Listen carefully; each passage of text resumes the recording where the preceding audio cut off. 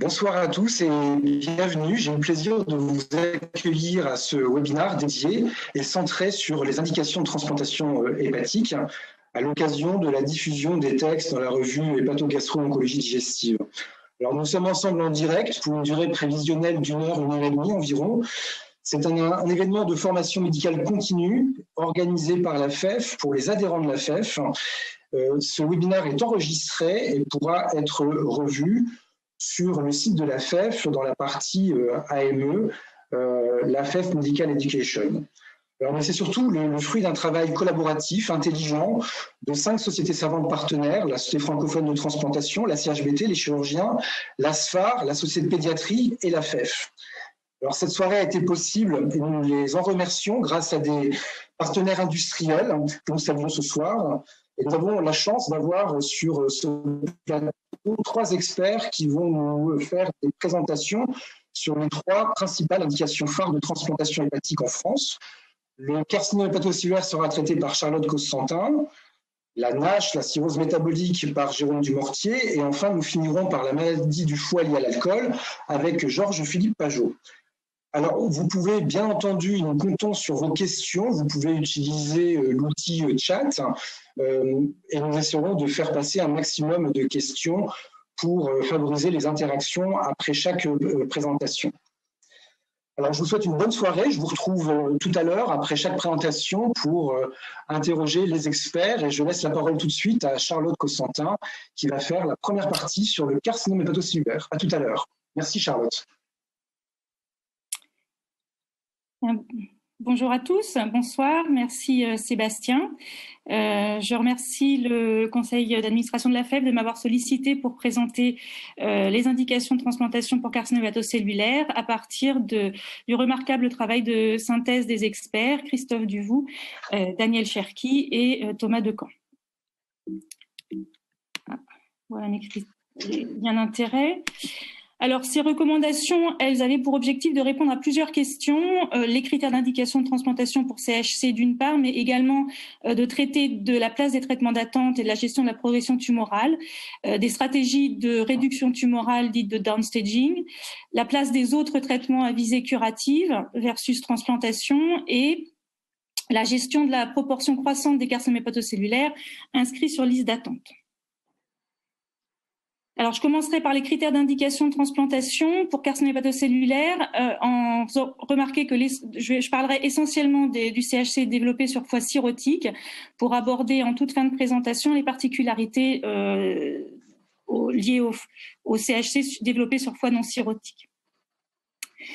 Alors, les recommandations internationales positionnent toujours les critères dits de Milan comme les critères classique de sélection pour la transplantation hépatique, reconnaissant que d'autres critères plus étendus pourraient être utilisés sans pouvoir pour autant trouver un consensus. Alors, ce consensus, nous en France, nous l'avons trouvé, nous avons un peu d'avance à ce niveau-là. Je détaillerai pas les modalités de publication de ce travail sur le score AFP, en rappelant juste qu'il propose des critères un petit peu élargis en termes de taille et de nombre de lésions, introduisant l'alpha-fétoprotéine en plus dans les critères de transplantation. C'est un score qui est parfaitement validé dans différentes cohortes externes et qui identifie deux groupes de patients, dont un à faible risque de récidive, score AFP inférieur à 2, et qui est intéressant et probablement plus pertinent que les critères de Milan, car il permet d'identifier parmi les patients classés hors Milan des patients à faible risque de récidive, mais également parmi les patients classés dans les critères de Milan, des patients à fort risque de récidive. Ces critères ont été mis en place pour la sélection des patients en France depuis 2013 et on a de ce fait déjà des données sur l'utilisation en vraie vie, avec des résultats assez rassurants en termes de taux de récidive et de survie, avec des données aujourd'hui qui restent limitées en termes de recul, mais on devrait avoir des actualisations très très prochainement. Donc, les recommandations en termes de critères de sélection sont d'utiliser le score AFP, qui est un outil robuste et validé, Comme je viens de le dire, ce score a été adopté par l'Agence de la biomédecine en 2013, et de poursuivre le travail en identifiant de nouveaux outils pronostiques de récidive du carcinome hépatocellulaire après transplantation hépatique. Outils qui pourraient être l'atomodensitométrie par émission de positons, à la FDG, puisqu'il y a des données qui suggèrent que la positivité de la tumeur à la TEP-FDG est un facteur prédictif de récidive post-greffe, sachant que l'essentiel des données disponibles sont quand même viennent de données asiatiques chez des patients donneurs vivants, c'est un petit peu différent dans le donneur décédé. Et puis, un travail français montrait que l'utilisation de la TEP double traceur, à la fois FDG et choline, était peut-être intéressant dans le bilan d'extension pré-greffe, puisque dans un certain nombre de cas, il permettait d'identifier des lésions, de nouvelles lésions, pouvant aboutir à un retrait de liste en raison d'identification de lésions extra-hépatiques, par exemple. Donc, les recommandations étaient d'utiliser et d'évaluer prospectivement l'imagerie métabolique dans le bilan pré-greffe et d'extension du carcinome hépatocellulaire avant la greffe. Je passe maintenant au traitement d'attente et à la gestion de la progression tumorale.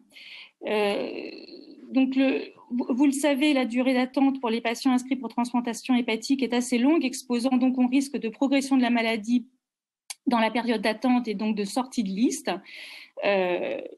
Pour mémoire, la durée d'attente est assez longue, notamment pour les patients avec un MEL inférieur à 15. La durée d'attente peut excéder de 16 mois. Ce qui fait que les recommandations sont assez simples et assez faciles à comprendre. Elles consistent en fait de proposer un traitement d'attente lorsque la durée prévisionnelle d'attente est supérieure à 6 mois, ce qui correspond à la très grande majorité des patients, et quand ce traitement est possible, c'est-à-dire quand la fonction hépatique est conservée avec un score de MEL inférieur à 15 ou un score de Child inférieur à B8. Ces traitements d'attente doivent être discutés en réunion de concertation pluridisciplinaire, et l'efficacité de ces traitements et la progression tumorale doit être réévaluée tous les 3 mois par une imagerie associée au taux d'alpha-fétoprotéine, avec une rediscussion en cas de progression du traitement d'attente en RCP et en cas de sortie des critères pour progression sortie de liste ou mise en contre-indication temporaire si on peut espérer qu'un traitement permette une réduction tumorale pour rentrer à nouveau dans les critères de transplantation. Ce qui me conduit à passer à ce qu'on appelle la stratégie de réduction tumorale, dite de downstaging, qui consiste, quand on a à prendre en charge un patient qui est initialement hors critère de transplantation, donc avec un score FP supérieur à 2, de proposer un traitement pour réduire le volume tumoral et le faire rentrer dans les critères de transplantation. Alors cette stratégie, les résultats de cette stratégie ont été rapportés dans une méta-analyse récente qui montrait que on pouvait obtenir une réduction tumorale dans les critères de Milan dans ce travail dans à peu près la moitié des patients, avec un taux de récidive post-transplantation qui était relativement acceptable, de l'ordre de 16%, avec 2 éléments importants à noter. Donc, la plupart des équipes des travaux sélectionnés dans cette méta-analyse de demander une période d'observation entre la réduction tumorale, l'observation des critères de réduction dans les critères de transplantation et la greffe. Et la plupart aussi proposer la stratégie de réduction tumorale avec un seuil tumoral maximum au départ qui était souvent défini par les critères de UCSF downstaging sur lequel je vais revenir dans ce travail. C'est un travail réalisé aux États-Unis qui montre en fait que cette stratégie fonctionne.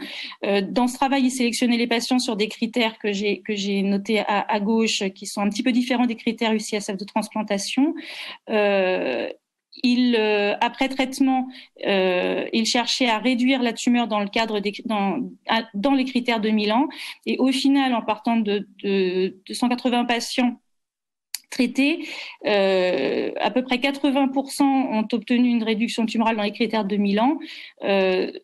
et 109 patients ont pu être transplantés, ce qui correspond à environ 60% de la cohorte, avec en post-transplantation un taux de récidive tout à fait acceptable de 10%, avec juste dans ce travail un recul encore limité de 19 mois.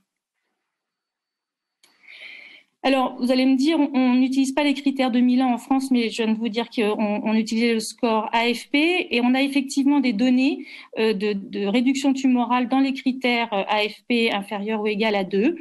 Des données issues d'Italie pour le travail de validation du score AFP en Italie, avec des taux de récidive et de survie qui sont tout à fait satisfaisants en post-transplantation, et des données issues de cohortes françaises, avec également des taux de récidive acceptables, un petit peu plus élevés que ceux attendus par rapport aux patients rentrant directement initialement à la prise en charge dans les critères de transplantation, et avec un recul qui reste à 3 ans, pour lesquels on attend l'actualisation à 5 ans.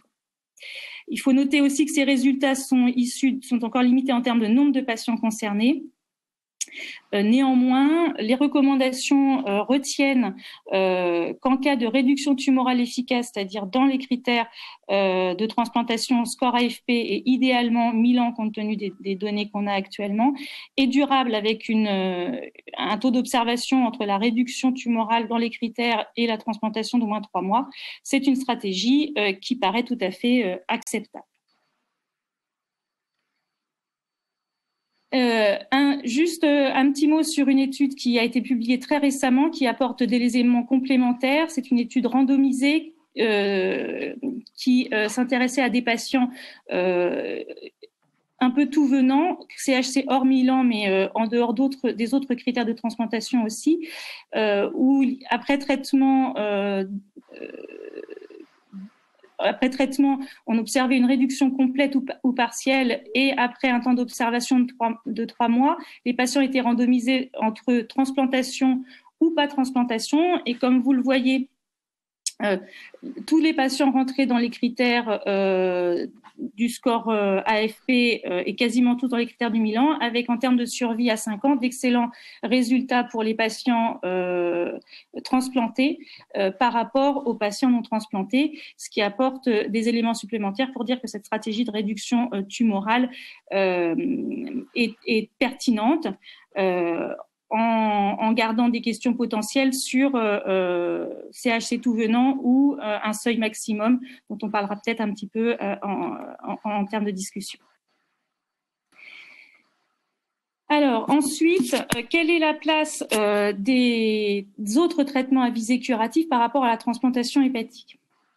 Alors, on a beaucoup de données qui suggèrent que la survie à 5 ans des patients avec CHC transplantable, mais également éligible à d'autres traitements curatifs comme la résection ou la radiofréquence.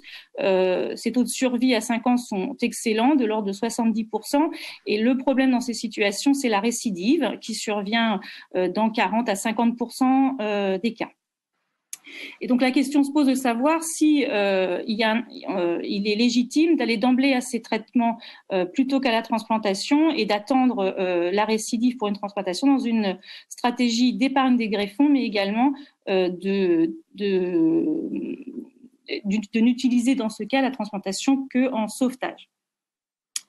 Alors, j'ai parlé du taux de récidive, qui est la problématique de ces deux traitements à visée curative. Cela dit, dans la plupart des travaux disponibles, la récidive survient dans les critères de transplantation. Et même si elle ne survient pas dans les critères de transplantation, il y a la plupart du temps la possibilité de proposer des traitements de réduction tumorale, comme je viens d'en parler. Et on a des données qui montrent que cette stratégie de transplantation dite de sauvetage est efficace. Dans ce travail très intéressant, on voyait que pour des patients qui étaient éligibles à la transplantation hépatique parce qu'ils avaient une tumeur dans les critères de transplantation, un petit point, c'est que la plupart du temps, c'était des tumeurs uniques.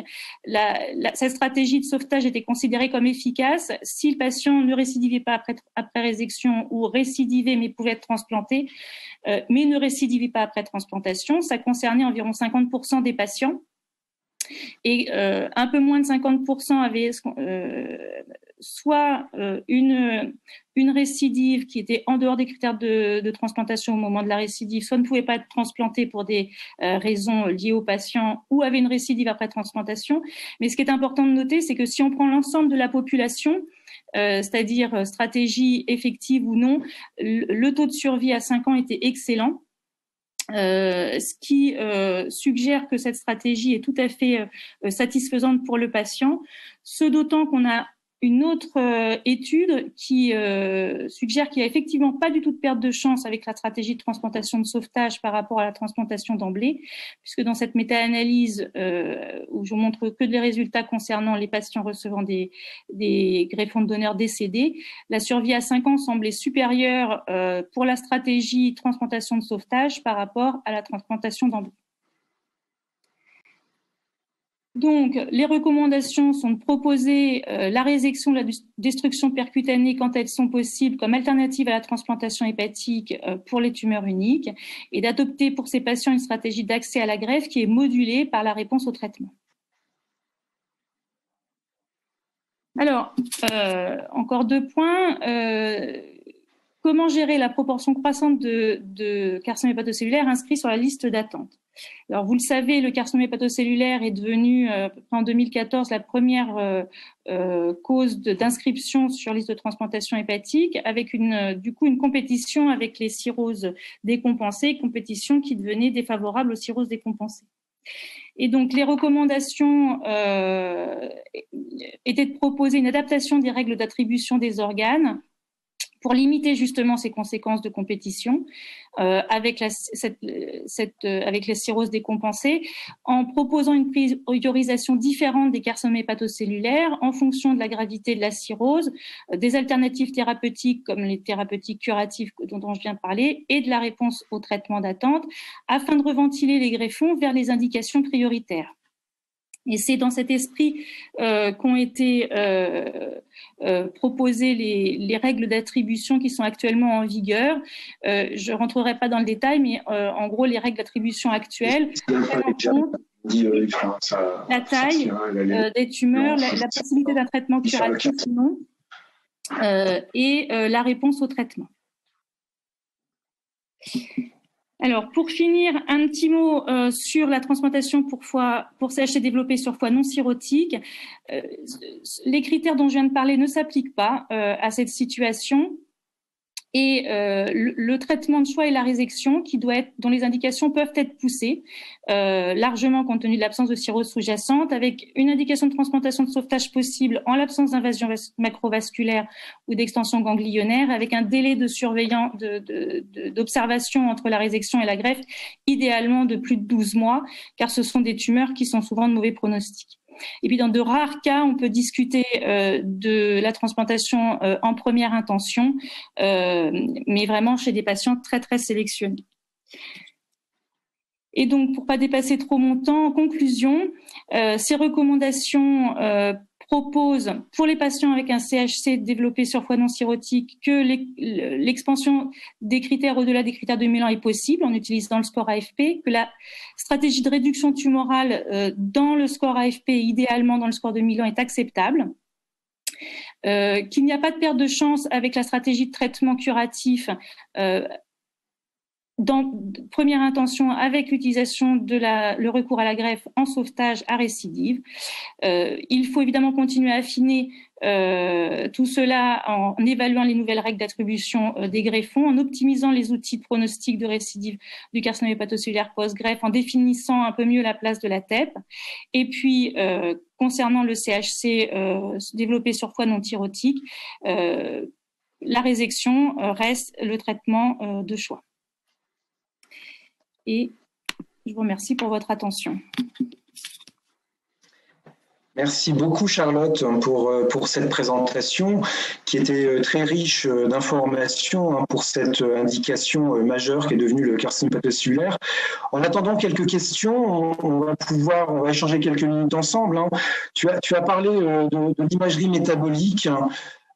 Est-ce qu'actuellement c'est dans la vie réelle un outil que tu utilises, qu'il faut utiliser? Comment Faut-il même le répéter au cours de la période d'attente? Comment tu vois un peu l'utilisation future et peut-être actuelle de ces nouvelles techniques d'imagerie métabolique? Alors, je dirais actuellement, je sais que c'est utilisé dans certains centres, pas tous. À Grenoble, ce n'est pas systématique, et la raison pour laquelle c'est pas systématique, c'est essentiellement parce que la durée d'attente étant longue, ça paraît pas forcément complètement pertinent de faire la TEP au moment du listing. Puisque s'il y a des lésions nouvelles qu'on voit pas éventuellement à l'imagerie conventionnelle, elles finiront par apparaître, et c'est peut-être plus performant ou pertinent de faire la TEP en termes d'extension, en tout cas de bilan d'extension un peu plus proche de la greffe.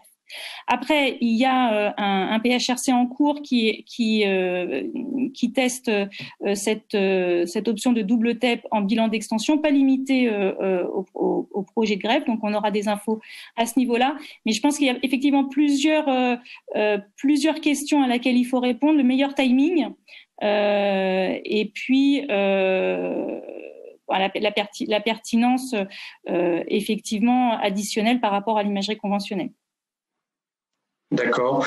Peut-être, Georges, vous avez une expérience à Montpellier? C'est utilisé actuellement, les TEP dans le bilan pré-greffe ou au cours du suivi? On en a discuté justement en staff de transplantation après les papiers dont tu as parlé, Charlotte, et de façon consensuelle, en tout cas, on ne voulait pas le lancer dans le cadre d'un bilan systématique, tu vois, c'est-à-dire de l'ajouter pour tout patient qui va avoir une évaluation en vue d'un CHC, de mettre le TEP. Donc pour l'instant, il n'y a pas de consensus dans l'équipe, et ça va être exceptionnellement au cas par cas quand on a des explications, par exemple, de marqueurs tout à fait étonnantes alors qu'on a une imagerie conventionnelle qui ne montre rien. Mais en dehors du cas par cas, on ne fait pas de généralité avec le TEP à Montpellier. Donc les questions commencent à arriver. Là, ça concerne alors c'est vrai, c'est une autre partie très intéressante que tu as abordée, la partie de réduction tumorale. Est-ce qu'il y a un score AFP à partir duquel il semble illusoire d'avoir une stratégie de réduction tumorale qui permette d'avoir un taux de récidive acceptable, et une question qui vient d'arriver aussi sur peut-être les nouvelles approches de traitement néoadjuvant.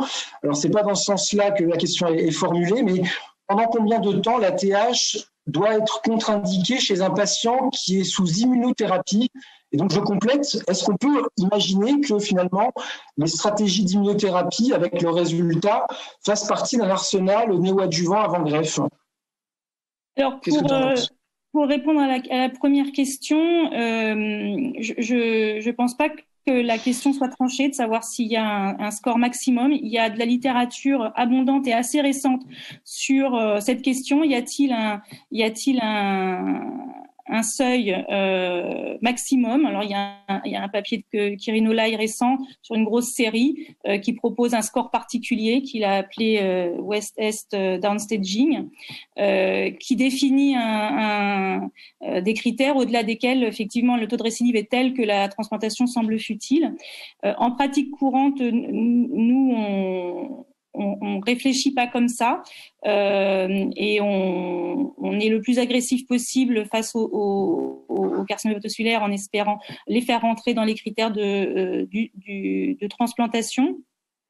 Mais je pense que c'est une question qui est très importante et qui est largement discutée dans la littérature avec au moins 3 papiers récents qui se posent la question. Et la contre-indication à l'immunothérapie, alors l'autre partie qui est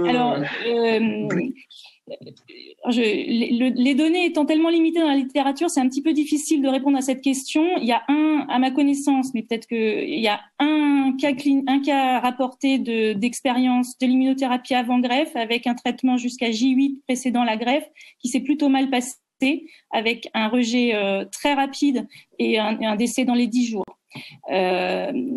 Donc il y a une réflexion. Si on utilise, à ma connaissance, nous on n'a pas l'expérience non plus à Grenoble, En tout cas, si on envisage cette stratégie, il faut probablement envisager un temps entre la greffe et l'arrêt de l'immunothérapie, tant qu'il n'est pas vraiment défini, puisque apparemment il y a des données qui suggèrent que les récepteurs peuvent rester encore liés même jusqu'à 85 jours après l'arrêt du traitement. Donc, je suis pas sûre que cette question soit résolue avant la greffe. Et puis après la greffe, il y a un peu plus d'expérience, mais qui est pas non plus hyper favorable. Donc, ce sont des traitements très intéressants, mais je crois qu'on n'a pas répondu à toutes les questions par rapport à la greffe et au risque de rejet. J'ai une dernière question stratégique. Dans le cas d'une greffe de sauvetage à la récidive du CHC, en fait, juste avant, finalement, est-ce que il faut conseiller une inscription préemptive et surveiller quelqu'un avant la récidive et lever une CIT, ou bien on l'inscrit au moment de la récidive? C'est de la stratégie. Quelle est l'option à conseiller? L'inscription avant la récidive ou bien au moment de la récidive? J'avoue que les deux sont possibles avec deux composantes différentes, la composante rémission et la composante récidive, si je dis pas de bêtises. Nous, on inscrit souvent avant la récidive, mais j'avoue que je serais curieuse de savoir votre stratégie, parce que on se pose souvent la question de savoir si on peut être sûr qu'il y en ait une qui est meilleure pour le patient. Et je ne sais pas si on a bien cette réponse. C'est vrai qu'il y a maintenant il y a la priorisation en cas de récidive qui laisse plus de marge de manœuvre et une sécurité sur un accès à la greffe un petit peu accéléré, mais avec beaucoup de conditions. Il faut être effectivement dans les clous au début et au moment de la récidive. Donc c'est un peu complexe. Merci beaucoup Charlotte pour tenir le timing. Je vous propose de passer l'antenne à la deuxième présentation, à Jérôme Dumortier, qui va donc traiter des problématiques d'indication chez les patients avec cirrhose métabolique. Merci Jérôme, c'est à toi. Merci Sébastien, bonsoir à toutes et à tous. Donc, je vais vous parler de transplantation hépatique pour cirrhose métabolique. Alors, je vais peut-être me mélanger les pinceaux entre NASH, cirrhose métabolique, cirrhose dysmétabolique. Vous m'en voudrez pas. Il y a un intérêt. Donc, comme l'a dit Sébastien, vous avez vu que les recommandations sont publiées dans HGOD, et je vais revenir sur les recommandations qu'on a proposées avec Laurence Chiche et Jean Guggenheim, avec qui je formais un trio qui a été très très agréable et très efficace. Alors, bien sûr, la cirrhose métabolique, ça recouvre plusieurs problèmes et je vais voir ça avec vous au fur et à mesure. Donc, d'abord, l'épidémiologie. Donc, la cirrhose métabolique, est-ce que c'est effectivement une indication de transplantation? En 2015, il y a eu un papier dans Gastro qui a été beaucoup commenté, dont le titre était « La NASH devient la deuxième indication de transplantation aux États-Unis », sachant que la première indication, c'était l'hépatite C.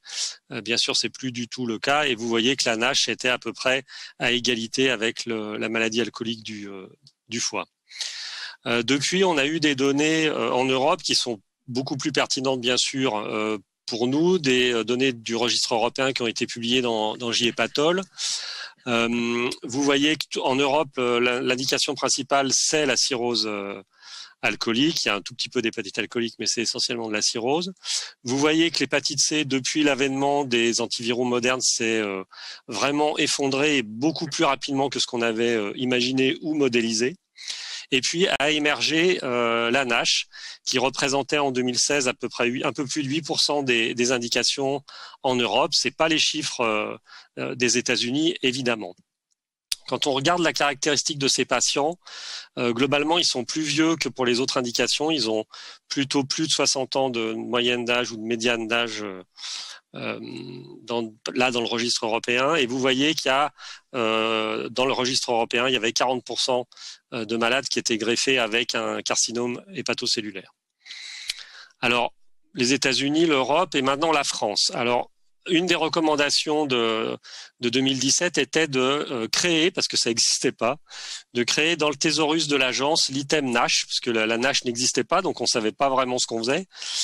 Et vous voyez que ça a été créé juste après les recommandations de juin 2017.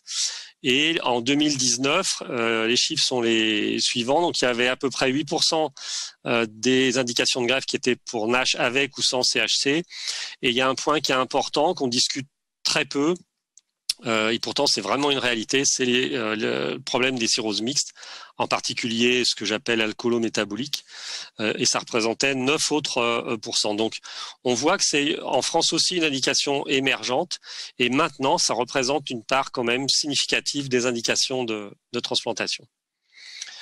Alors, une des recommandations vraiment formalisées à l'époque était de mettre en place une cohorte française pour avoir des données qui nous soient plus pertinentes si on compare aux données américaines, et c'est ce qu'on a fait.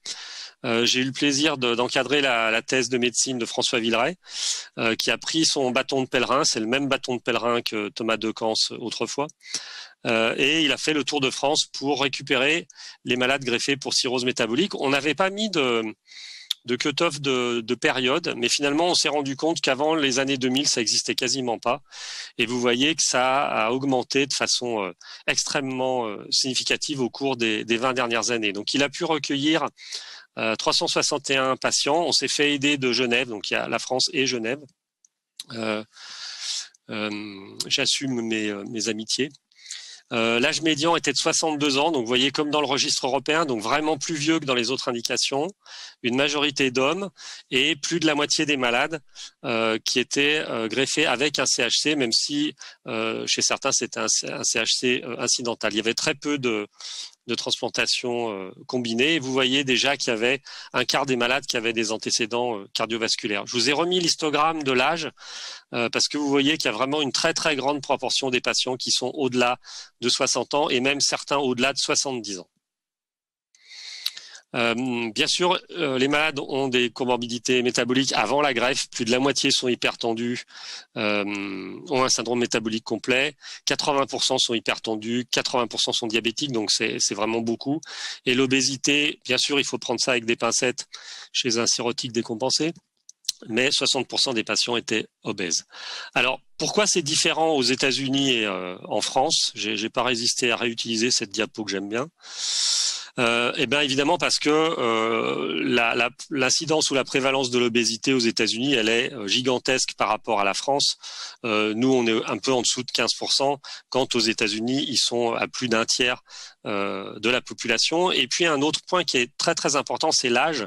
C'est-à-dire qu'aux États-Unis, la prévalence de l'obésité commence dès l'enfance.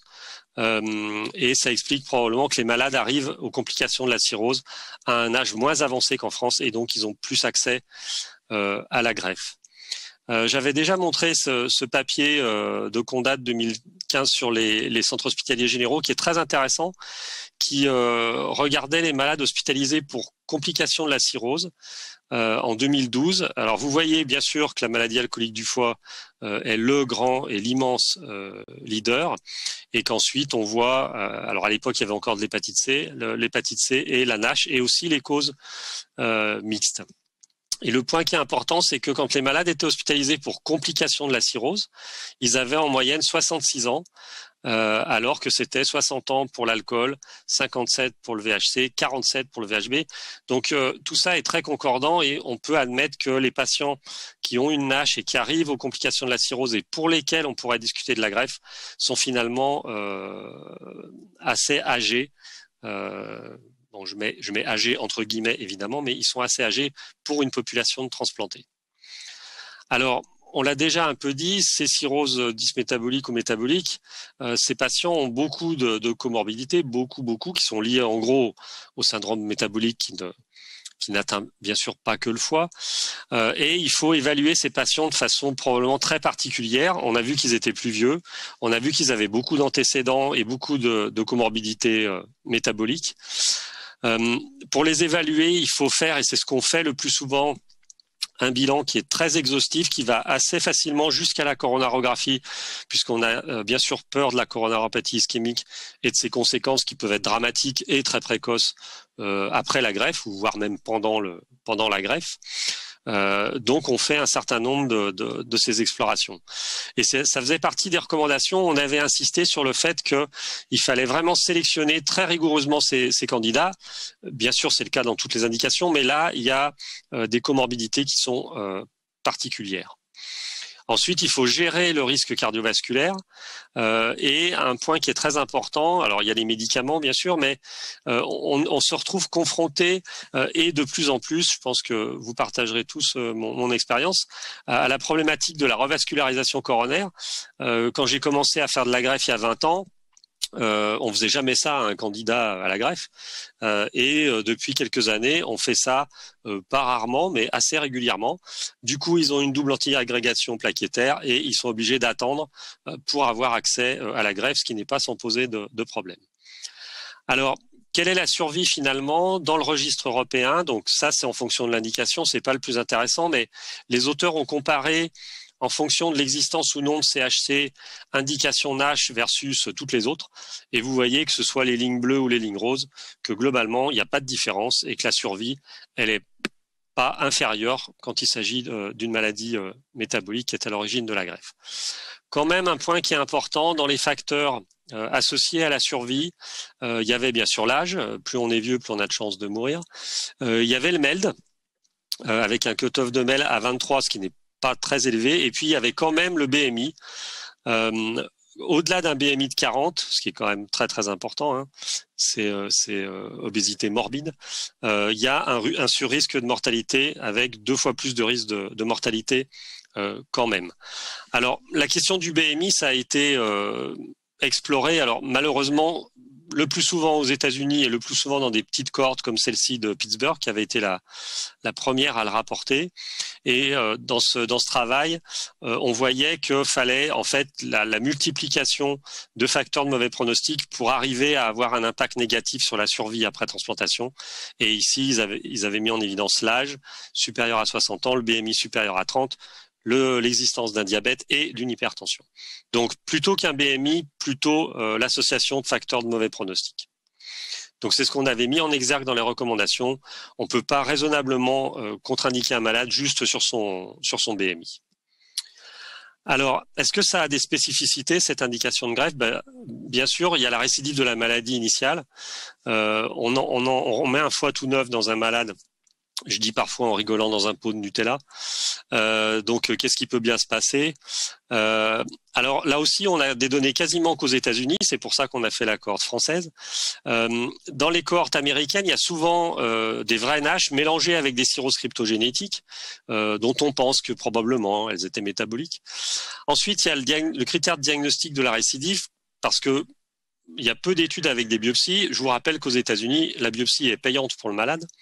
Et puis, bien sûr, le temps de suivi, il faut attendre quand même quelques années, au moins 5 ou 10 ans, pour pouvoir essayer de tirer des conclusions. Alors, cette étude de Batty est celle qui est la mieux faite et qui est américaine, avec 100 malades. Vous voyez qu'il n'y avait que 34 patients qui avaient une biopsie, les autres avaient de l'élastométrie. Vous voyez que le suivi était entre 4 et 6 ans, donc pas très très long. Et ce qu'ils avaient montré quand même, c'est que globalement, la stéatose récidive chez la majorité des malades et dans une part significative, si on laisse le temps passer, on assiste à une récidive de la NASH et de la fibrose sévère chez à peu près un tiers des malades.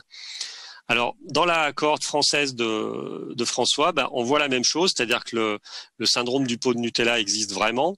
On voit la récidive à 1 an, puisque c'est le moment où on enregistre la récidive, mais bien sûr qu'elle existe depuis le début. Donc, vous voyez que c'est quasiment inéluctable. Au passage, vous voyez l'IMC maximal après la transplantation, donc largement plus de la moitié de malades obèses. Et pour ce qui concerne la récidive, on a regardé que les biopsies. Alors, les biopsies ne sont pas faites chez les malades les plus graves. Les biopsies sont faites en fait dans les centres qui font beaucoup de biopsies protocolaires. Il y a quelques biopsies pour cause, mais il y a essentiellement des biopsies protocolaires. Donc, vous voyez que c'est pas tous les malades. Mais ce qu'on voit, c'est que, comme dans la cohorte de Batty, la récidive de la stéatose, elle est quasiment universelle. Et la récidive de la fibrose, elle est, je dirais, inquiétante parce qu'elle augmente avec le temps. On a une fibrose sévère chez un quart des malades à 5 ans et peut-être chez 40% des malades à 10 ans. Alors, la mortalité cardiovasculaire, on en a déjà parlé. Quand on regarde dans cette fameuse cohorte de Batty la survie, 86% à 5 ans, 70% à 10 ans, 51% à 15 ans. Quand on regarde les causes de mortalité, on voit que c'est globalement ce qu'on voit dans une cohorte de transplantés avec peut-être un peu plus de cardiovasculaire, mais beaucoup d'infections, en particulier précoces, beaucoup de cancers. Le point qui est important, c'est qu'il n'y a pas beaucoup de mortalité hépatique. Il y a de la mortalité hépatique précoce par dysfonction du greffon, mais il y a très très peu de mortalité par cirrhose du greffon, ce qui est quand même un élément rassurant quand on voit l'ampleur de la récidive de la maladie initiale. Alors, dans la cohorte de Batty, on retrouvait comme facteur pronostic l'obésité avec un cut-off à 30 et l'âge supérieur à 60 ans, mais vous avez vu que ça représente une grande partie des patients qu'on suit. Dans la cohorte française, les chiffres de survie sont à peu près les mêmes, les causes de mortalité sont à peu près les mêmes, avec beaucoup de récidives de CHC, mais vous avez vu qu'il y a plus de la moitié des malades qui avaient un CHC dans cette cohorte. Un point qui est quand même inquiétant, c'est les événements, la survenue d'événements cardiovasculaires, parce que vous voyez que c'est presque inéluctable, même si on met la CEPAR-FA, qui n'est pas vraiment un problème ischémique, mais c'est ce qui est fait par convention, mais vous voyez qu'il y a quand même beaucoup de complications vasculaires ischémiques chez ces patients. Ils en meurent parfois, et en tout cas, ils ont beaucoup de complications. Et un point qui est important, qui n'est pas souvent mis en exergue, c'est l'insuffisance rénale chronique.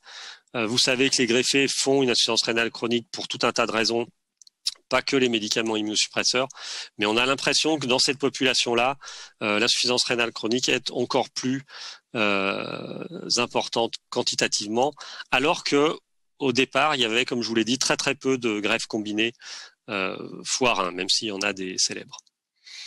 Alors le dernier point, et finalement, j'aurais pu le mettre au centre, c'est le traitement de l'obésité, parce que la majorité de ces patients sont obèses. Et le problème de l'obésité et de la transplantation, ça va au-delà de la NASH. Je vous rappelle ce papier c'est pas que pour faire plaisir à mon modérateur, le papier de Guillaume Lassailly sur l'obésité sévère, donc BMI supérieur à 35 sur liste d'attente de greffe. Entre 2007 et 2017, ça représentait 6% des inscrits, ce qui est quand même beaucoup. Et il avait montré que l'accès à la greffe était réduit et que le décès ou la sortie de liste pour aggravation était augmenté chez ces patients parce qu'il y a un problème de compatibilité, en particulier morphologique, entre le donneur et le receveur. Donc les obèses, c'est un vrai problème. Bien sûr, ça ne va faire qu'augmenter. Et chez les malades greffés pour NASH, on peut... ça va vous rappeler un édito de la FEF récent.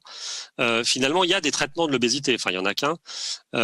C'est la chirurgie. Et on sait que si on veut agir, c'est le seul moyen d'agir de façon efficace et durable. Donc, je vous rappelle les 3 modalités chirurgicales. Et quand on regarde en transplantation, alors là, c'est presque le vide intersidéral parce qu'il y a très très peu de séries. Là encore, aux États-Unis, les malades payent leur chirurgie bariatrique. C'est pour ça qu'il y en a qui profitent de la greffe pour la faire en même temps, ce qui peut paraître un peu bizarre. Mais globalement, on a assez peu de données. Il semble que ce soit efficace.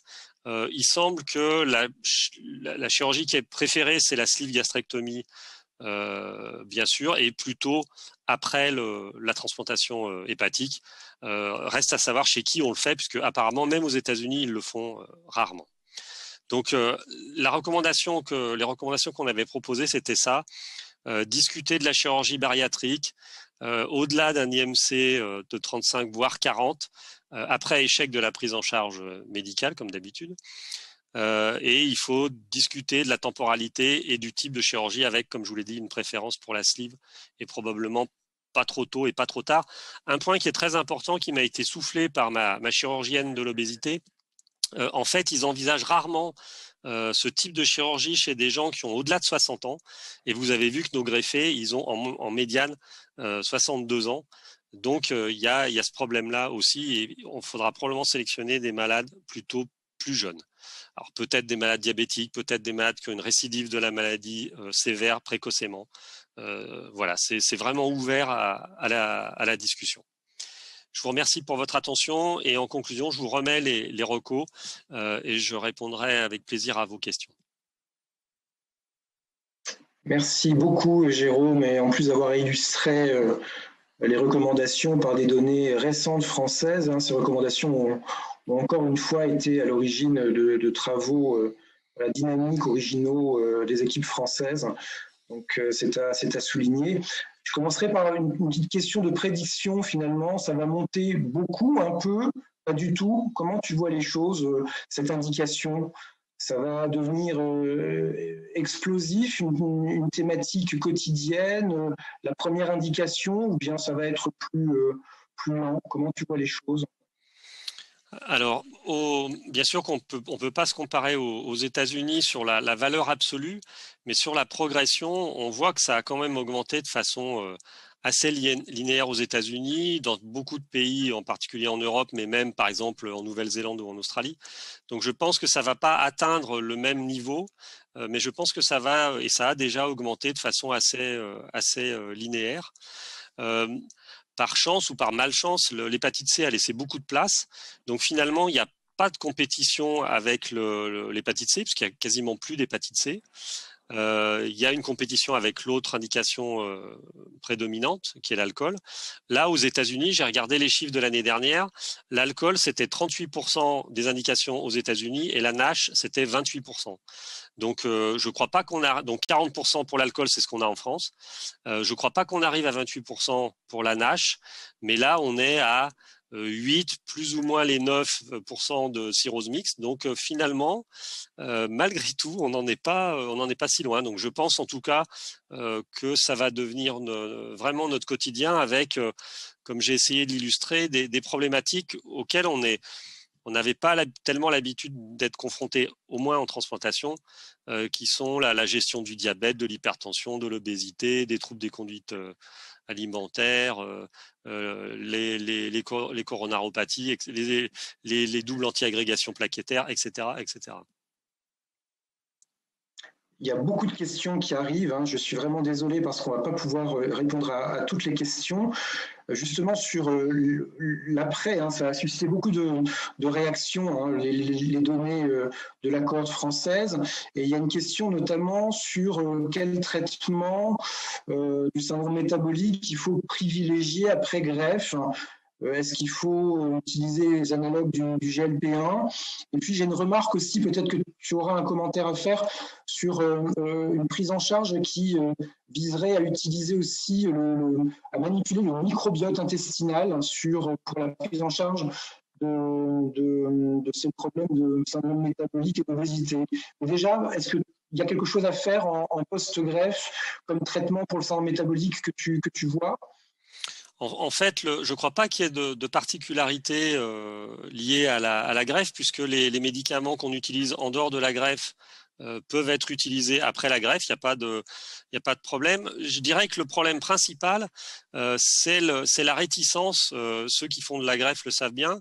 Les médecins généralistes n'osent pas donner un médicament antihypertenseur, un sachet d'aspirine ou encore moins un analogue de GLP-1.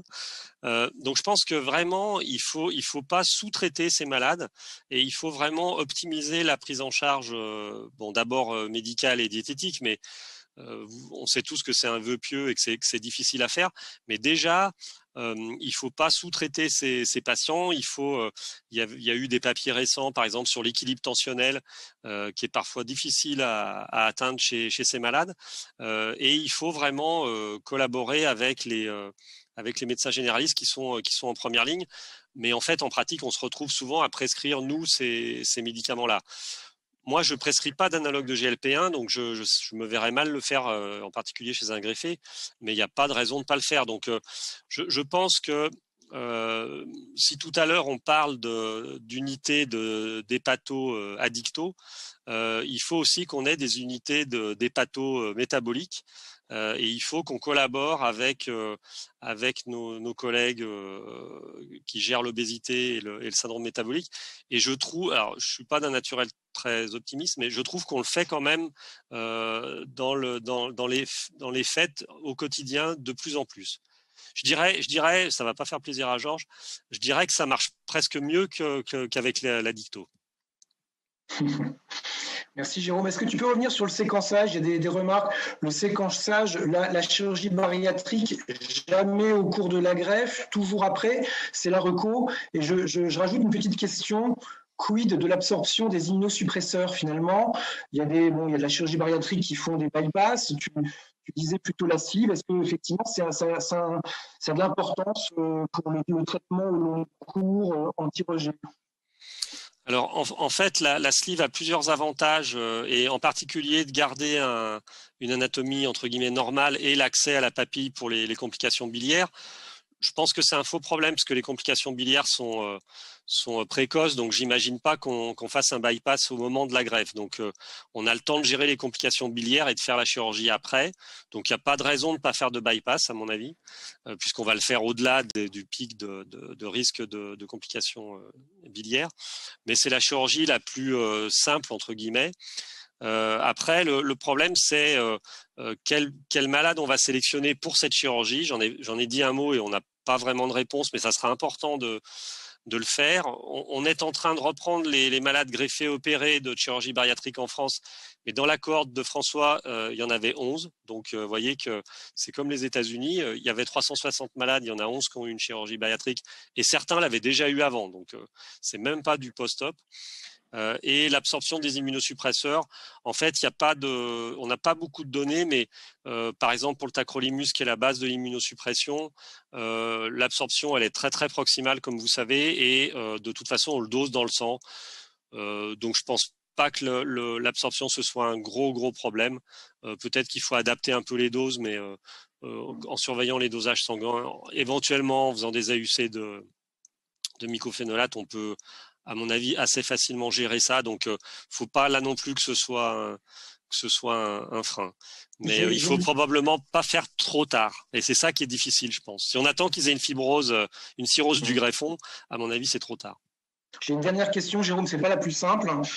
Quelle prise en charge des obèses dénutris en attente de greffe? Comment il faut faire finalement? Ils sont obèses mais dénutris. Tu as quelques petits conseils, comment on gère ça? Les obèses dénutris en attente de greffe, c'est comme les cirrhotiques dénutris en attente de greffe. Il faut les greffer parce qu'on sait que la renutrition du malade cirrhotique, en particulier le cirrhotique décompensé, et c'est celui-là qui est dénutri, ça marche. D'abord, c'est très compliqué et ça marche finalement peu ou voire même pas du tout. Donc, il faut qu'ils aient accès à la greffe. Et c'est vrai que c'est un problème. On a vu que dans le travail de Guillaume que les très obèses avaient moins accès à la greffe. Donc ça, c'est un vrai. On voudrait les greffer vite, mais on est en train de réfléchir sur les modalités d'accès, sur l'amélioration du MELD, avec d'autres paramètres, en particulier la sarcopénie, la dénutrition. Et effectivement, c'est un point qui est, à mon avis, très très important. Si on pouvait prioriser ces malades pour qu'ils attendent le moins possible, ça serait, à mon avis, c'est la meilleure solution. Merci beaucoup Jérôme, on va en rester là. Il y avait beaucoup de questions, je vous remercie, vous êtes très nombreux à être connectés. Alors il y a beaucoup de questions qui montrent votre intérêt, avec quelquefois des questions en dehors des 3 thématiques que nous avons choisies. Alors c'est un peu cruel, hein. Ce sont des choix que nous avons dû faire, de traiter CHC, NASH et maladie du foie liée à l'alcool. Reste bien sûr la place pour refaire peut-être cet exercice avec d'autres indications pour répondre à vos questions. Mais en tout cas, merci beaucoup pour l'ensemble de vos questions que je ne peux pas forcément sélectionner car elles ne rentrent pas toujours dans le cadre retenu de ce soir. Donc, nous allons donc basculer avec la 3e et dernière communication par Georges-Philippe Pajot sur les indications sur les maladies du foie liées à l'alcool. Merci beaucoup, Georges-Philippe. Merci Sébastien. Donc, on va attaquer ce dernier topo sur la maladie du foie liée à l'alcool à partir d'une présentation que j'avais faite lors de la journée des recos et avec la relecture précieuse et amicale de Philippe Mathurin. Alors, ces chiffres, on les connaît tous et peut-être pour ceux d'entre vous qui sont moins habitués à manier les chiffres de la greffe, on distingue toujours les indications primaires et secondaires. Voilà l'évolution sur les 15 dernières années de la transplantation hépatique pour cirrhose en France. Et vous voyez qu'en tant qu'indication primaire, la maladie du foie liée à l'alcool, c'est aujourd'hui 23%. Ça baisse un peu et ça a été supplanté par le carcinome hépatocellulaire. Mais il est clair que si on rajoute à ces indications primaires le carcinome, l'hépatite C et l'hépatite B, et qu'on parle donc d'indications secondaires où l'alcool est présent, on va être quasiment en permanence au-delà de 40%, ce qui veut dire que c'est l'indication prioritaire en France d'avoir sur liste et de greffer des patients qui ont eu une consommation excessive d'alcool. Et clairement, quand on parle de cette indication, indépendamment des résultats bruts, en permanence, on va parler de la maladie d'alcool elle-même, de la récidive de la maladie d'alcool, et on a cette phrase qui est la greffe, ça se mérite. J'ai pris cette illustration d'une série télévisée qui a été extrêmement célèbre, je ne sais plus à quelle saison ils en sont, mais dans la saison 5 de ce Grey's Anatomy, le jeune interne là que je montre, que d'ailleurs certains de ses collègues internes avaient surnommé Citrouille parce qu'il était un petit peu en surpoids, malheureusement il est renversé par une voiture, si je me souviens bien, il est en mort encéphalique. Et l'équivalent de sa chef de clinique, le docteur Bailey, qui dit « Avant de le prélever, je veux savoir à qui iront ces organes ». Sous-entendu, il n'est pas question que ces organes aillent à quelqu'un qui n'a pas mérité son greffon. Et on va voir que c'est vraiment le fil rouge de toute présentation qui parle de maladie du foie liée à l'alcool et transplantation hépatique. Et voilà les 5 thèmes qui ont été abordés au moment des recommandations. Quid de l'arrêt de la consommation d'alcool avant la greffe, où clairement il y a un lien implicite qui est fait en permanence entre abstinence pré-greffe et rechute post-greffe. D'avoir bien en tête que lorsqu'on va transplanter un patient qui a une maladie d'alcool, cette consommation d'alcool va être responsable d'une atteinte systémique, ce qui va impacter le bilan pré-greffe. Que je suis convaincu, mais d'autres également, de la nécessité d'une approche multidisciplinaire et de l'intérêt d'avoir une approche addictologique en même temps que de l'approche hépatologique. On doit parler du thème particulier des maladies alcooliques aiguës qui est encore très débattu avec des résultats récents que je vais vous montrer, et puis finir sur cette notion du mérite de la transplantation. Alors, quand on regarde les principales recommandations européennes, que ce soit la prise en charge de la maladie du foie liée à l'alcool ou les recommandations sur la transplantation hépatique, il y a toujours cette période de 6 mois, avec comme première entrée, si je puis dire, dans ce qu'on appelle improprement une règle, l'intérêt de voir la fonction hépatique s'améliorer et ainsi d'éviter la transplantation hépatique. Mais comme je vous l'ai dit, ce lien implicite, c'est que transplanter des patients abstinents depuis longtemps avant la greffe, c'est probablement améliorer l'observance et les résultats de la transplantation hépatique elle-même. Alors, tout d'abord, sur l'intérêt de l'abstinence pour améliorer les choses, ce papier de Welt, qui a déjà 18 ans, qui lui avait montré que globalement, chez 74 patients qui étaient Child C, et on regardait ceux qui devenaient Child B ou Child A, c'était l'ère du Child, ça concernait 2/3 des patients et tout était joué à 3 mois. Ce qui veut dire que oui, bien sûr, l'arrêt de consommation d'alcool va permettre une amélioration de la fonction hépatocellulaire, mais peut-être que 6 mois n'est pas le bon cut-off et que clairement, il va falloir que nous trouvions des facteurs prédictifs de récupération. Et d'ailleurs, il y aura des présentations en ce sens qui vont être faites dans 15 jours lors des prochaines GIFOD. Et si l'on essaye de transposer ce papier qui était à l'ère du Child avec l'ère du MELD, ben on est un petit peu gêné pour trouver le cut-off. Je vous ai mis ici 2 cas cliniques très simples que vous connaissez tous. Le premier, c'est un homme de 56 ans, il a une cirrhose décompensée avec de l'acide, pas d'encéphalopathie, un score de MELD à 21.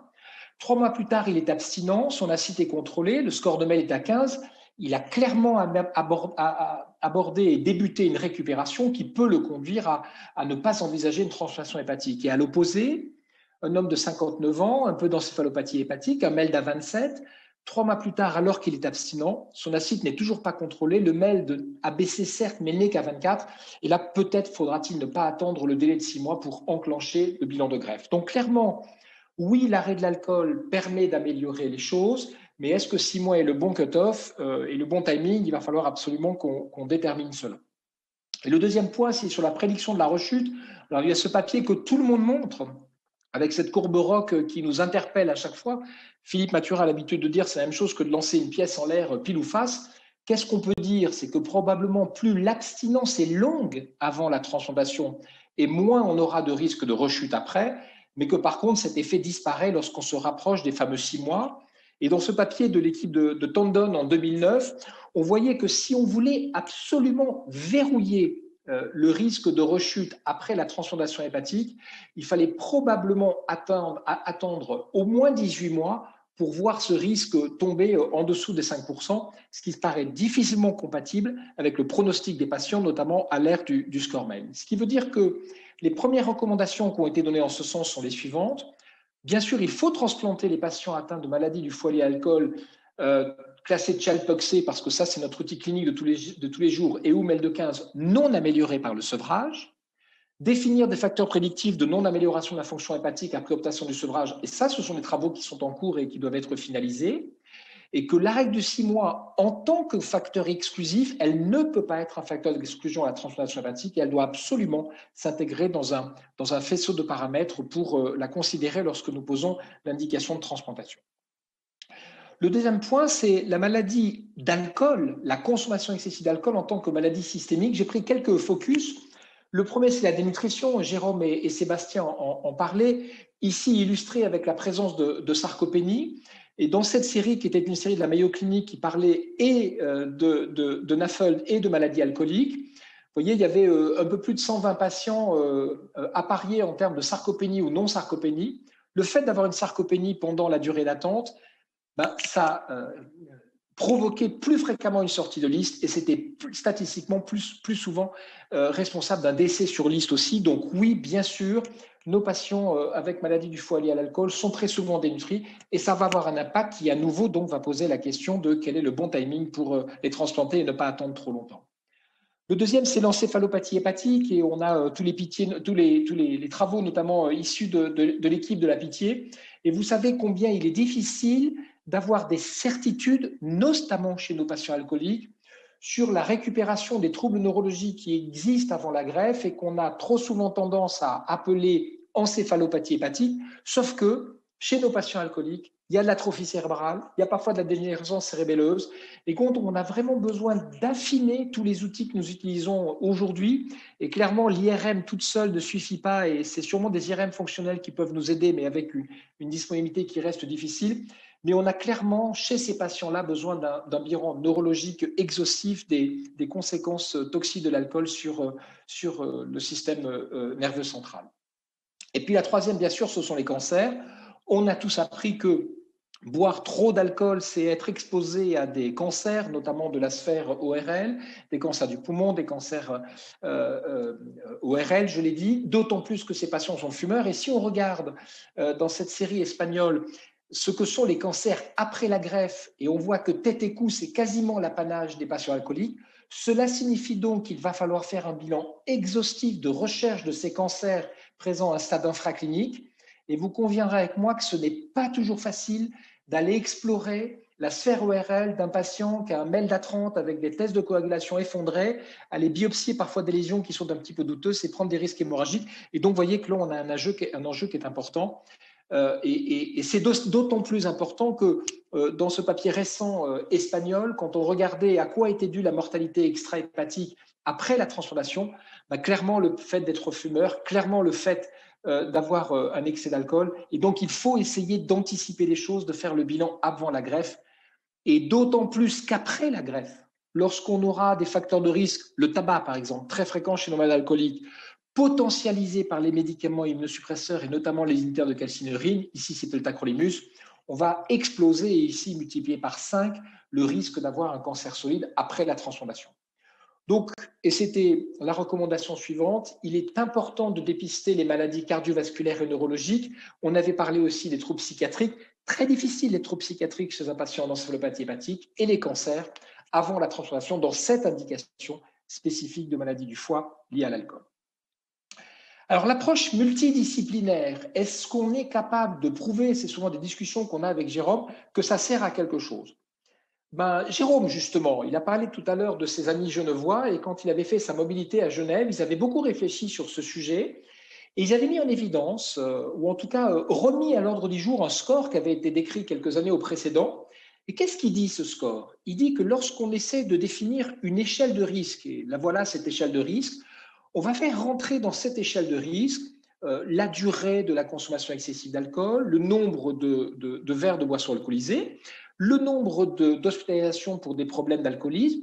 On va mélanger ça avec de la comorbidité psychiatrique et de la durée d'abstinence, et ici on a les 6 mois, et ainsi on va mettre en évidence des facteurs de risque de rechute. Ça veut donc dire que là, ils avaient une approche systémique et une approche addictologique, puisqu'ils mélangeaient des éléments d'ordre psychiatrique, d'addiction pure, hein, c'est le tableau de gauche. Et donc, on voit bien qu'on a besoin de cette vision qui est une vision multidisciplinaire.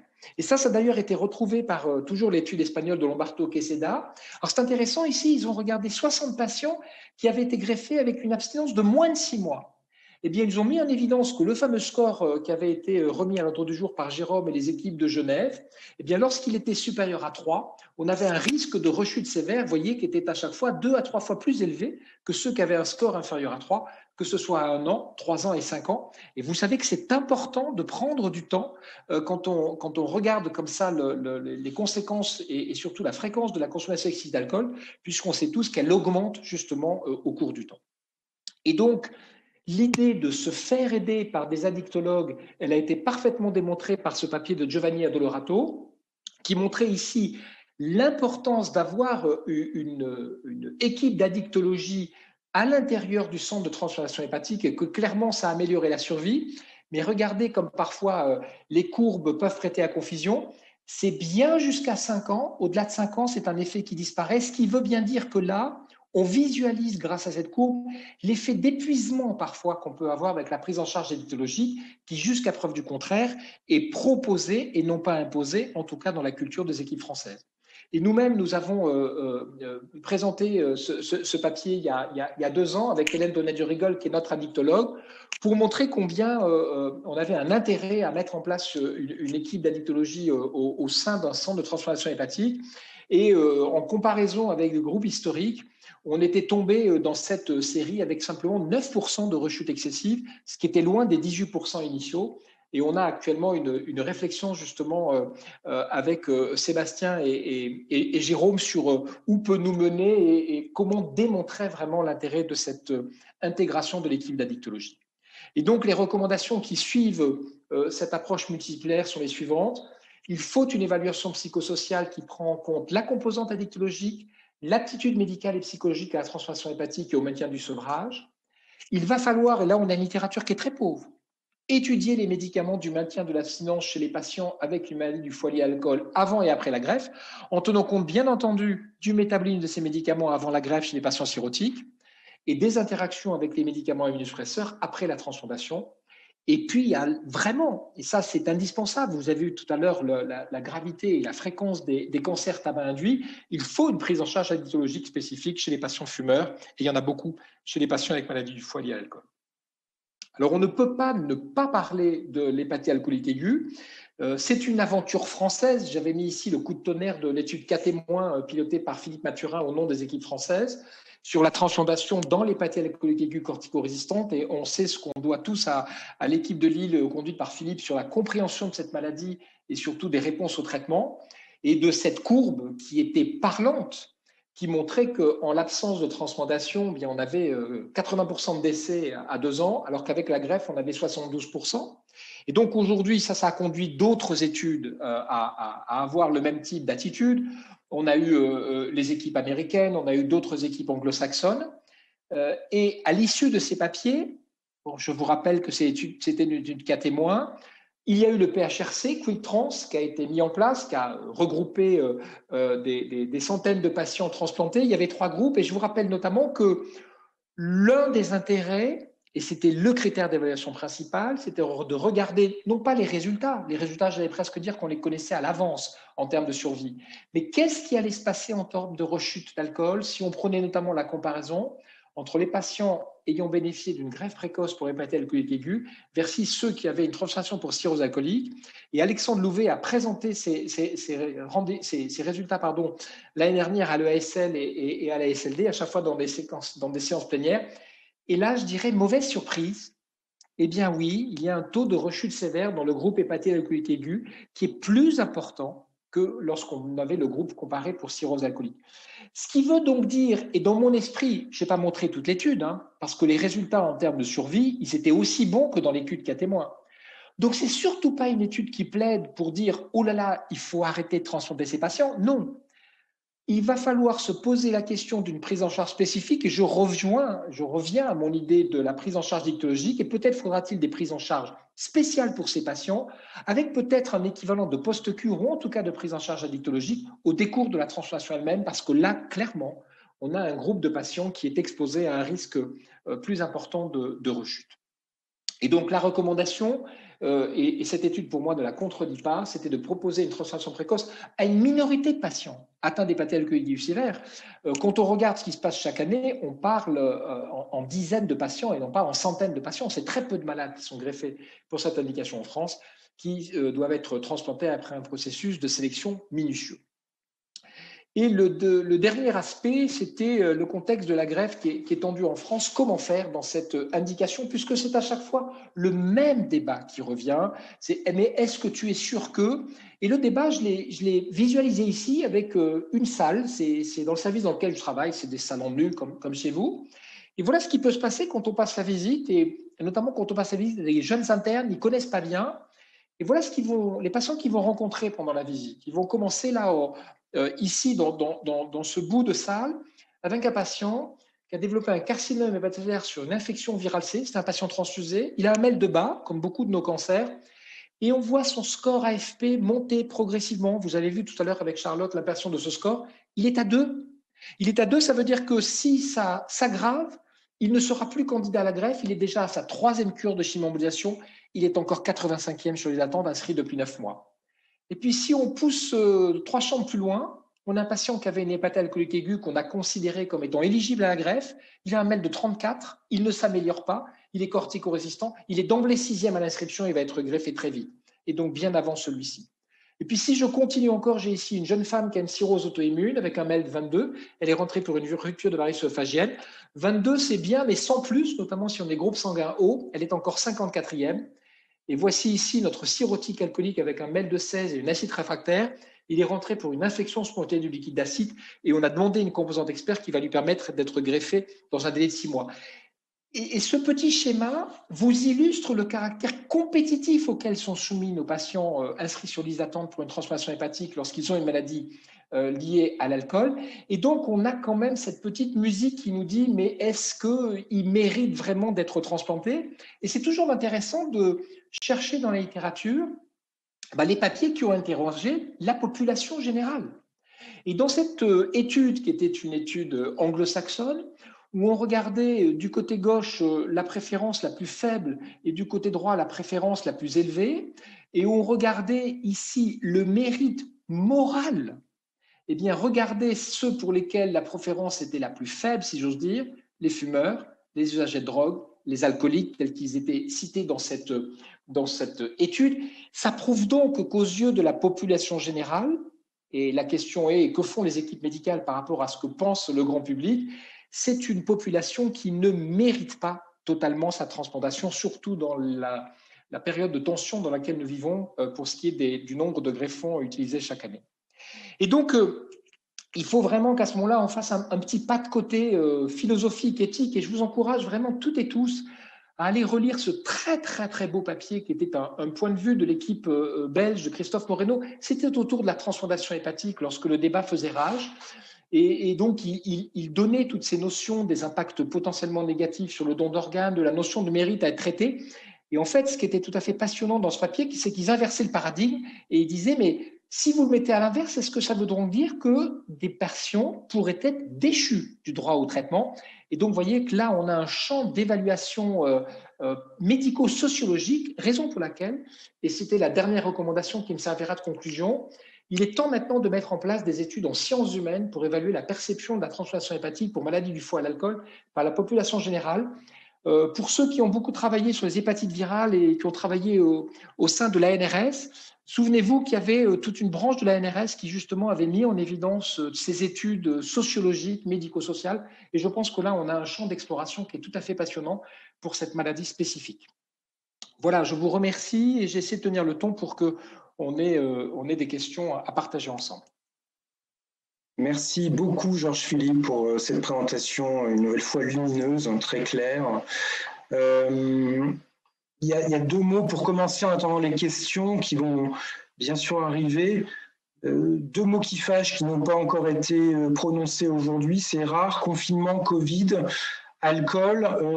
Il faut être indulgent avec nos patients en attente et nos greffés en ce moment. Comment on gère cette problématique de pousser ces signaux faibles qu'on ressent maintenant, qui commencent à être publiés sur des problématiques de reconsommation, de rechute, avant ou après greffe. Qu'est-ce que tu en penses ? Alors, au Moyen-Âge chrétien et un peu obscurantiste, les gens achetaient des indulgences, tu sais, pour aller au ciel. Donc, je crois que l'indulgence, ce n'est pas une qualité médicale. Ceci étant dit, il y a des faits. Et il y a des faits que nous disent nos collègues alcoologues et que nous avons constatés. Il y a eu des reprises ou des augmentations de consommation d'alcool chez les patients. Et donc, on a le cas spécifique des patients sur liste de greffe. Je pense qu'il faut traiter cette rechute comme, en tout cas, nous traitons toujours les rechutes sur liste d'attente de greffe. C'est un élément majeur qui ne doit pas être négligé. Et donc, nous avons l'habitude, dès que cette rechute est avérée et diagnostiquée, de mettre le patient en contre-indication temporaire et d'analyser les raisons de cette rechute avec l'équipe d'addictologie, de voir ce qui s'est joué. Et effectivement, pendant la période du Covid, il y a eu des vraies souffrances. Et en fonction de l'avis addictologique, on verra si on peut remettre le patient sur liste. Donc, ce n'est jamais un avis oui-non, mais en tout cas, c'est quelque chose qui doit être analysé comme un point majeur au moment de l'attente de la greffe. Les questions arrivent. En dehors de l'addictologie, est-ce que l'évaluation psychiatrique devrait être obligatoire pour discuter la greffe ? Alors, on a envie de faire une première réponse qui est un oui évident, et puis ensuite, on dit concrètement comment ça marche. Si on regarde comment ça marche la greffe aujourd'hui, on a d'un côté des patients qui ont une maladie un peu tranquille avec un cancer et d'autres qui ont une maladie grave, on va prendre cela. Ce sont essentiellement les malades d'alcool qui ont un MEL supérieur à 30. Donc on voit tous à peu près à quoi ça correspond, un MEL de supérieur à 30, c'est souvent un Child de C12, C13, C14 et on l'envoie chez le psychiatre avec un petit fond d'encéphalopathie infraclinique. Et donc la première question qui va se poser, c'est quoi la valeur de cette consultation avec le psychiatre ? Donc nous, on le fait de façon systématiquement. On va coupler ça avec, parce qu'on a une psychologue qui travaille avec nous et qui évalue aussi tous les patients, et on va essayer de dégager ce faisceau d'arguments, mais je vous lis juste l'exception qui pose problème, où nous avons transplanté, en pensant que c'était une encéphalopathie hépatique, un patient dément. Évidemment, cette démence, elle s'est, je dirais, révélée après la transplantation hépatique, et elle a été responsable d'une mise sous tutelle du patient 6 mois après la transplantation hépatique. Et je dois avouer que ça a été un moment un petit peu douloureux. Donc, je te réponds oui, c'est vraiment utile, mais qu'est-ce que c'est difficile ? Et il faut vraiment que ce soit des psychiatres, non pas du tout venant, et ce n'est pas du tout méprisant dans ma bouche, mais il faut les intégrer à l'équipe de greffe pour qu'ils comprennent ce que c'est de faire l'évaluation psychiatrique d'un patient cirrhotique décompensé. Tu n'as peut-être pas été au bout de ta pensée parce que tu t'es resté sur les recommandations. Tabagisme actif sur liste, c'est une contre-indication. Il faut être clair, drastique, exigeant avec le tabac sur liste. Comment tu vois ça, toi, actuellement, à Montpellier ? Comment tu gères ça ? La culture française nous empêche... Enfin, on n'est pas capable d'avoir la culture anglo-saxonne, tu sais. On était tous frappés dans la chirurgie vasculaire des patients fumeurs en Grande-Bretagne. Voilà, on n'est pas des Anglais. Bon. Par contre, ce qu'on a le devoir de faire, on est, je pense, une majorité des pathologues aujourd'hui à être connectés. Donc, on voit des patients très, très tôt dans l'histoire de la greffe. Le discours sur le tabac, c'est d'abord l'hépatologue qui va le tenir en premier. Et ça doit être un discours extraordinairement incisif à chaque fois qu'il va voir son patient sur liste d'attente. Voilà. Et nous, avec notre addictologue, on met en place, quand on le peut, des programmes de sevrage. On a, je pense, comme beaucoup de centres, les patchs nicotiniques en post-greffe immédiat donnés par nos réanimateurs. Et je dirais qu'on ne les lâche pas. on a établi une petite fiche avec du Kaplan-Meier, cancer post-greffe, fumeur, non-fumeur. Tu vois, le Kaplan-Meier, tout le monde comprend un Kaplan-Meier. Hein. Vraiment, visuellement, c'est extraordinaire comme outil de médiation avec les malades. Et donc voilà, on lâche jamais, et c'est présent dans le discours dès le début de la greffe. Et enfin, une dernière question, Georges-Philippe. Cette notion de équité, justice, délai d'attente extrêmement court, finalement, la CLF sur une cirrhose liée à l'alcool non sevré et HA, c'est le même combat, c'est-à-dire qu'on peut s'autoriser à sélectionner des patients sans délai minimal de sevrage ou d'observation. Comment tu vois ça ?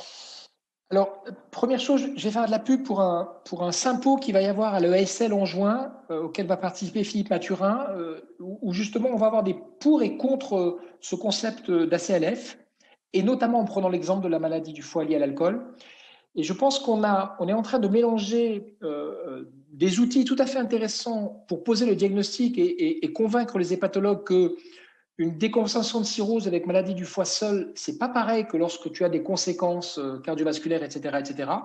Mais je pense que ça va être un faux problème et que notre clé d'entrée va être celle de la maladie hépatite alcoolique aiguë. Ceci étant dit, ce qui, je trouve, devient de plus en plus difficile à gérer, c'est pourquoi nous considérons l'hépatite alcoolique aiguë avec tous les critères qui ont été définis à Lille et qui permettent d'accéder à la greffe, première décompensation, etc. Et pourquoi certains cirrhotiques alcooliques sans HA, on va les faire passer sous les fourches Cobin, du sevrage, etc. Et là, il y a une différence d'équité qui, je trouve, pose de plus en plus de problèmes et qu'il va falloir qu'on résolve. Ça sera le mot de la fin, Georges-Philippe. Je te remercie beaucoup pour cette présentation. Voilà, nous avons à peu près tenu le timing, 1h20 de webinaire.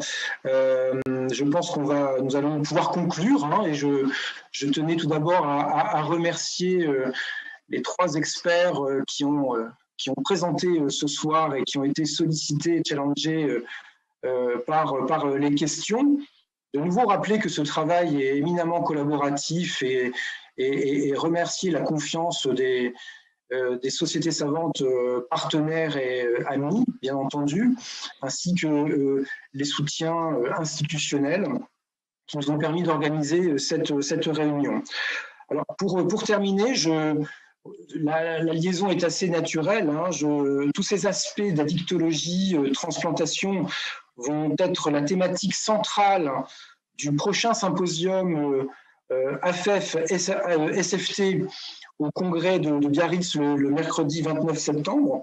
Donc finalement, je vous invite à venir au congrès de l'AFF et à cette symposium d'interface AFF-SFT, puisque la thématique sera la transplantation pour maladie du foie liée à l'alcool, abstinence sur liste d'attente, avec les aspects d'addictologie, la règle des 6 mois, le dépistage de la rechute alcoolique qui sera traité beaucoup plus en longueur finalement et avec du temps au cours de ce symposium. Voilà, j'ai pris beaucoup de plaisir à animer cette soirée. J'espère qu'elle vous a plu également. Je vous souhaite une bonne soirée. Je vous dis à très bientôt. Prenez soin de vous.